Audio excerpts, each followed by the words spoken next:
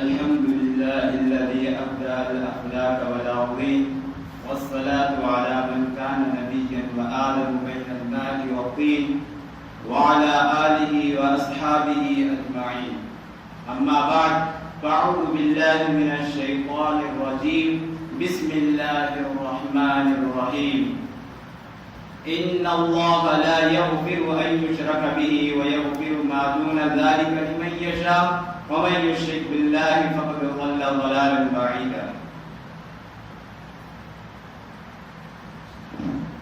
గౌరవనీయులైన జనాబ్ సదర్ సాబ్ గారికి, నా ప్రియమైన ఉపాధ్యాయులకు, నా తోటి విద్యార్థులకు మరియు ఈ కార్యక్రమానికి విచ్చేసిన అతిథులందరికీ అస్సలాము అలైకుం వరహ్మతుల్లాహి వబరకాతుహు.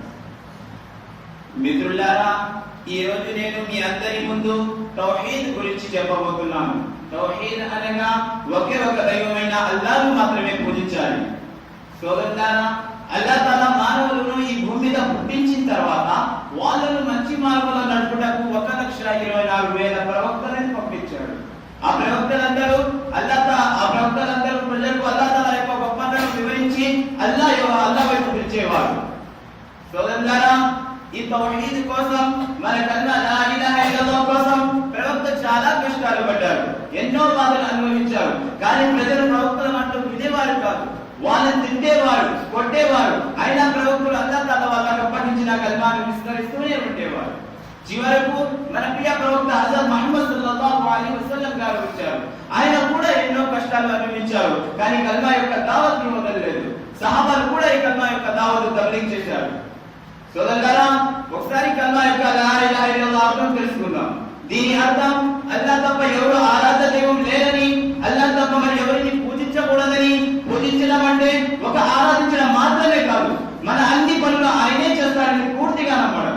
చావు బ్రతుకులు ఆయన చేతుల్లోనే ఉంటాయని, కష్ట నష్టాలు, సుఖ దుఃఖాలు, పిల్లలు, పెళ్లిళ్ళు, ఉద్యోగం, మరి ప్రతి చిన్న విషయం నుండి పెద్ద విషయం వరకు ఆయన చేతుల్లోనే ఉన్నదని నమ్మడం, మరియు ఆ అల్లాహ్ను మాత్రమే వేడుకోవడం. దీనిని ఈమాన్ అంటారు. ఒకరిని పూజించడం మరియు ఇంకొకరిని కోరికలు తీర్చమని అడగడం తప్పు, దీనిని షిర్క్ అంటారు. దీని గురించి అల్లాహ్ తాలా పవిత్ర ఖురాన్లో ఈ విధంగా సెలవించారు. ఇన్నల్లాహ లా యగ్ఫిరు అన్ యుష్రక బిహి వ యగ్ఫిరు మా దూన జాలిక లిమన్ యషా వ మన్ యుష్రిక్ బిల్లాహి ఫఖద్ ضل ضلالا بعيدا. అనగా ఎవరైతే అల్లాహ్ తాలా తప్ప వేరే వాళ్ళని పూజిస్తారో అల్లాహ్ తాలా వాళ్ళకు శాశ్వతమైన నరకాన్ని ప్రసాదిస్తాడు. మరియు దీనిని తప్ప దేనినైనా అల్లాహ్ తాలా క్షమించాలి అనుకుంటే క్షమిస్తాడు.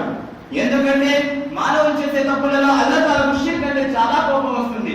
కావున ప్రజలంతా తమను పుట్టించి పాలించి మరలా చావునిచ్చే ఏకైక రాజు అల్లాహ్ను మాత్రమే వేడుకోవాలి. సోదరులారా, దీని గురించి కూడా అల్లాహ్ తాలా పవిత్ర ఖురాన్లో ఈ విధంగా సెలవించారు. వరబ్బుక యఖ్లుqu మా యషాఉ వ యఖ్తారు మా కాన లహుల్ ఖియరా. అనగా ఈ భూమి ఆకాశంలో ఏ వస్తువునైనా పుట్టించే లేదా నశింపజేసే హక్కు కేవలం అల్లాహ్కు మాత్రమే కలదు, మరి ఎవరికీ లేదు. సోదరులారా, హజరత్ ఆయిషా రదియల్లాహు తఆలా అన్హా గారు మన ప్రవక్త గారితో పెళ్లైన తర్వాత 9 సంవత్సరాలు గడిపారు, కానీ వాళ్ళకు పిల్లలు కలగలేదు. చాలా సార్లు హజరత్ ఆయిషా రదియల్లాహు తఆలా అన్హా గారు తన కోరికని మన ప్రవక్త గారి ముందు ఉంచారు. కానీ దాని జవాబులో మన ప్రవక్త గారు ఈ ఆయన్ని పఠించారు. ఖుల్ లా అఖూలు లకుమ్ ఇందీ ఖజాయినుల్లాహ్. అనగా ఓ ప్రవక్త గారు మీరు చెప్పండి, అన్ని సంపదలు మరియు అన్ని బండరాలు కేవలం అల్లాహ్ దగ్గర మాత్రమే ఉందని. సోదరులారా, ఎవరైతే పిల్లల కోసం గుళ్ళ గోపురాలు మరియు దర్గాలు తిరుగుతున్నారో వాళ్ళందరినీ చెప్పండి, పిల్లలు కలగడం కేవలం అల్లాహ్ యొక్క కృప వల్లనే సాధ్యమని. పెద్ద పెద్ద ప్రవక్తలు కూడా పిల్లల కోసం అల్లాహ్ తాలాను వేడుకునేవారు. హజరత్ ఇబ్రాహీం అలైహిస్సలాం గారు ఈ విధంగా దుఆ చేసేవారు, రబ్బీ హబ్లీ మినస్ సాలిహీన్. హజరత్ జకరియా అలైహిస్సలాం గారు కూడా ఈ విధంగా దుఆ చేసేవారని ఖురాన్ చెప్తుంది. రబ్బీ హబ్లీ మిన్ లదున్క దుర్రియతన్ తయ్యిబతన్ ఇన్నక సమీఉద్ దుఆ. సోదరులారా, ఈ విధంగా ప్రవక్తలు, సహాబాలు, ఔలియా కిరామ్ అందరూ తమ చిన్న చిన్న అవసరాల కోసం అల్లాహ్ తాలాను వేడుకునేవారు. మానవులు కూడా అల్లాహ్ తాలాను తప్ప వేరే ఎవరిని వేడుకోకూడదని గుర్తించుకోండి.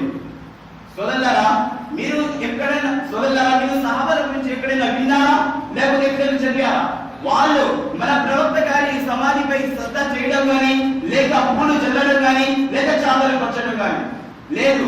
ఎందుకంటే మన ప్రవక్త గారు ఈ పద్ధతులన్నింటినీ ఖండించారు, ఈ విధంగా సెలవించారు. అఫలా తత్తఖిదూన అల్-ఖుబూర మసాజిద అన్నీ అన్హాకుమ్ అన్ దాలిక్. అనగా సమాధిపై తల వంచరు మరియు తమ కోరికలను ఎవరిని తీర్చమని అడగరు అని అన్నారు.